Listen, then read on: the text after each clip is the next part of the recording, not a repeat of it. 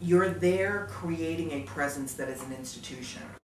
You have to be mindful of the continuity, the people who came before you and who are going to come after. I first heard about it because I was a legislative staff person. I was a partisan staff person in the State House from 1980 until 84.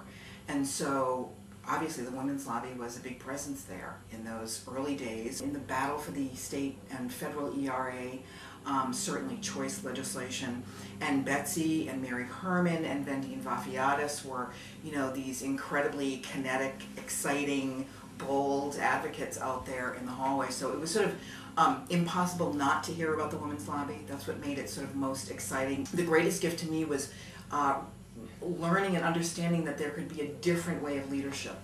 Every lobbyist, including myself who came on, were mentored by people like Chris Hasted and Betsy Sweet and others who were just so incredibly skilled and had amazing institutional memory and lively intellects tackling every big problem. So that was an asset that the lobby brought, which was lots of connections to different individuals and different organizations. Chris Hasted and the team there, informally, before Maine Equal Justice Project, had an incredibly powerful partnership with the lobby, and now today it is, you know, we have these two dynamic organizations that are moving mountains in terms of public policy modeling for the rest of the country, in terms of how we want to have economic development and economic equity policy governing women's and families' lives. In the original Women's Legislative Agenda Coalition, Beth Edmonds, who was the chair of NOW at the time, helped lead. The role NOW played is that it was forever calling to account the Maine Women's Lobby and other organizations that worked in Augusta about what women were really feeling from the grassroots. The Family Medical Leave legislation that was big, the Reproductive Privacy Act of 1992, those were big campaigns, and then in 1999 the choice referendum.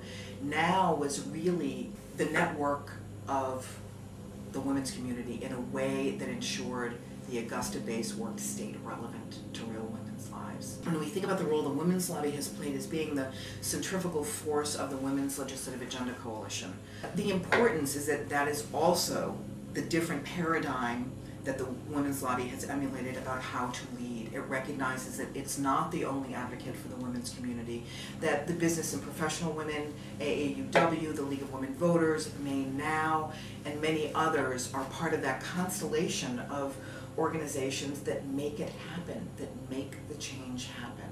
And so I think that really is the core strength of the lobby, is that it knows it's the partner in the larger constellation. It really is about, you know, recognizing that different organizations attract different individuals. They're drawn to different missions, and when you can harness them together, you're really, that's when you can create the change, get to that tipping point, and really make long-term change and transformation happen. I'm so incredibly optimistic. I'm so proud, and I have every expectation that the Women's Lobby is going to be here doing bigger and better things 50 years from now, 60 years from now. And I've been thinking about the 30th anniversary, and I've wanted to say thank you to all the founding mothers. I'm so glad you did this for us. And my world is different because of what Linda Dyer and Lois Reckitt and Janet Mills and Vendine and Barbara Alexander and Kim Matthews and all those great women did, and what they set aside in their lives to just start that little organization, that little fire going. So I'm so grateful to them. And I also want to say to Sarah and the new board and all those young, vital, exciting, brilliant young women that I'm so glad they're there, and I'm so grateful they are continuing this work for us. And it's just going to get better.